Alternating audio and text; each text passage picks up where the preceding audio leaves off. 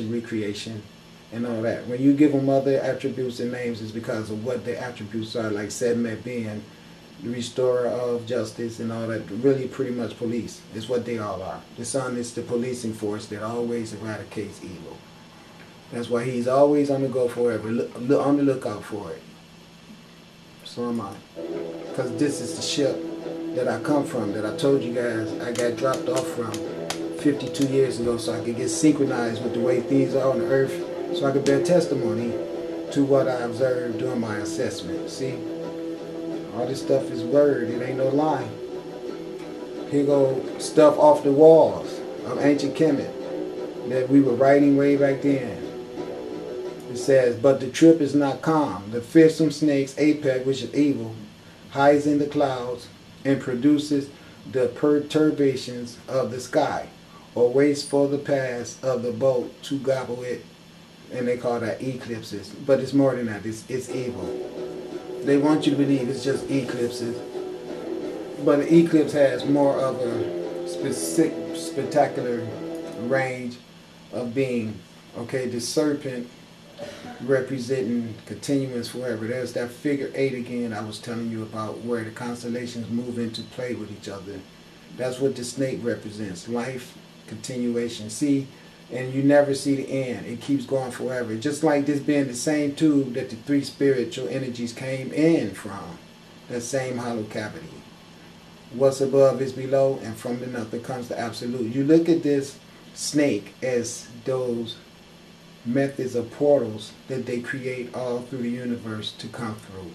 So the snake is always a representation of life, perpetuation. Okay? It says, but the sun and his crew push it back and throw him, which is masculine snakes, to the abyss. Nevertheless, Apep will never be annihilated. But see, here's the deal. We need to make sure that we don't confuse this snake as being evil. This is not what they're talking about. This is the representation of someone who is translating their perception. The Egyptians saw that the snakes were a form of godly essence that could deliver adversity as well as prosperity, just like any tool that's available to you. So they never looked at the snake as being evil. They always looked at the snake as being something that had both polarities, and that according to you, you could employ whichever polarity you found suited or necessary to employ, which would set up the next episode of experiences and circumstances that you would encounter in your life. Those actions that you utilize to deal with circumstances that have come into play in your life always decide your tomorrow occurrences. That's what they meant by the snake. You could be a wicked, see? Now APEC, in this case, is represented as a snake, okay?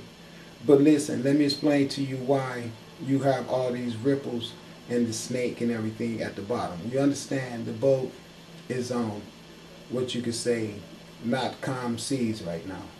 Topsy-turvy, circumstances of adversity that come at you in life that you have to fight, like oppression, all the shit like that. You can see right here that this is the apex fighter, which is Set, who got found guilty of all the crimes he had committed as punishment.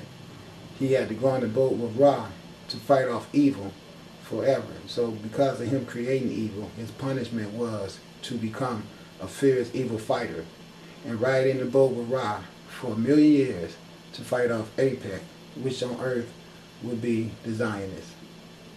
And you can see over here the same demonstration. I can't see that really good. That's sad too, but I can't. So I can't really elaborate on that. It looks like some type of jackal foxes, and at the bottom snakes, but it's still adversity. But as you can see, it looks like they're being towed by this. So the serpents on the bottom looks to me like to be Kundalini energy.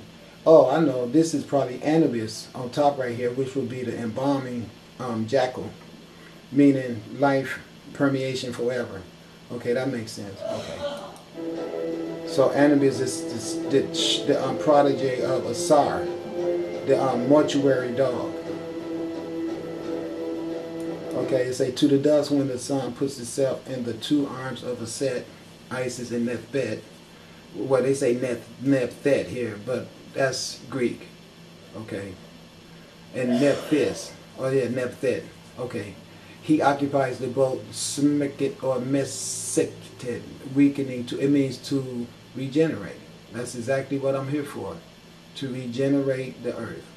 They're talking about Asar right now. See, to the dusk, when the sun puts itself in the two arms of Aset and Nephbet, which means that he's coming between the two. He's rising in the morning and he's leaving dawn.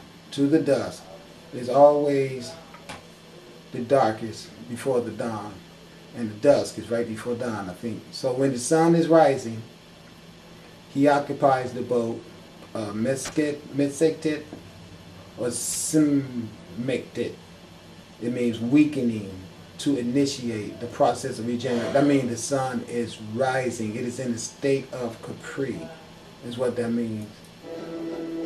Like the earth is right now. It's getting ready to rise and return herself to her God calibration. There's the two sisters. See one upside down? The crown on top of her head. You see this one is right side up and this one is upside down. You see, of course, the Europeans making them white as hell. But then you can see the baboons are